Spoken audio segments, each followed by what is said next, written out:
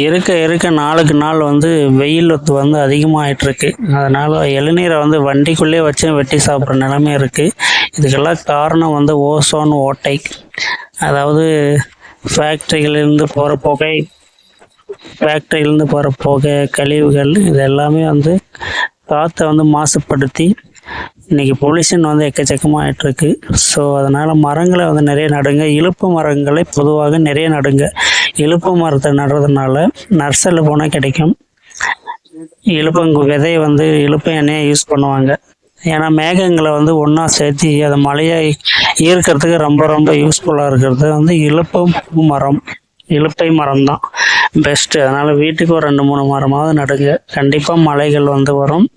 அதுலேருந்து ஹீட்டை வந்து நாம் கொஞ்சம் டீஆக்டிவேட் பண்ணி இருக்கோம்.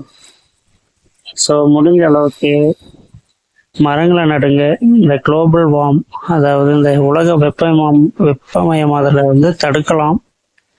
முடிஞ்ச அளவுக்கு ஏரி குளங்கள் எல்லாத்துலேயும் தூர்வாரி மரங்களை நடுங்க.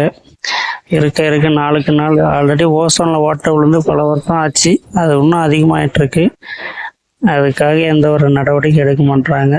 பெட்ரோல் டீசலை வண்டியை கண்டுபிடிச்சி அதுலேருந்து வர புகையை போய் அடித்து எல்லாம் நாஸ்தியாவது. டெல்லியில் வந்து வாழ்கிறதுக்கே தகுதி இல்லாமல் ஆகிப்போச்சு.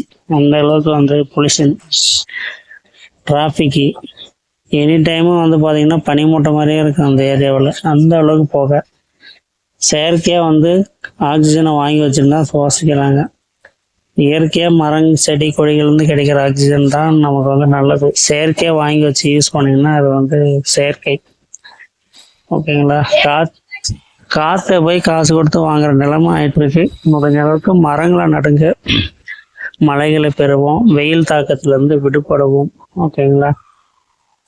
ஸோ இது மாதிரி இம்பார்ட்டண்டான விஷயங்களில் வந்து மக்களுக்கு ஷேர் பண்ணுங்கள். நீங்கள் ஷேர் பண்ணிங்கன்னா கண்டிப்பாக கேட்பாங்க. ஒரு 10 பேர் 20 பேர் ஷேர் பண்ணிங்கன்னா அது ஒரு 50 பேருக்கு ரீச் ஆகும். அதனால் இதில் ஒரு 5 பேராவது மரம் நடுவாங்க இல்லைங்களா? ஸோ அதுக்காக சொல்கிறேன். நம்மளோட சேனலை மறக்காமல் ஷேர் பண்ணிவிடுங்க. அப்போ தான் மற்ற நண்பர்களுக்கு போய் சேரும். அவங்க வந்து மரம் செடி கொடிகளை கண்டிப்பாக நடுவாங்க. நீங்கள் நடனாலும் அடுத்தவங்களுக்கு ஷேர் பண்ணிங்கன்னா அவங்களுக்கு யூஸ்ஃபுல்லாக இருக்கும் மரங்களை நடுறதுக்கு. ஓகேங்களா? So bell button அழுத்திடுங்க.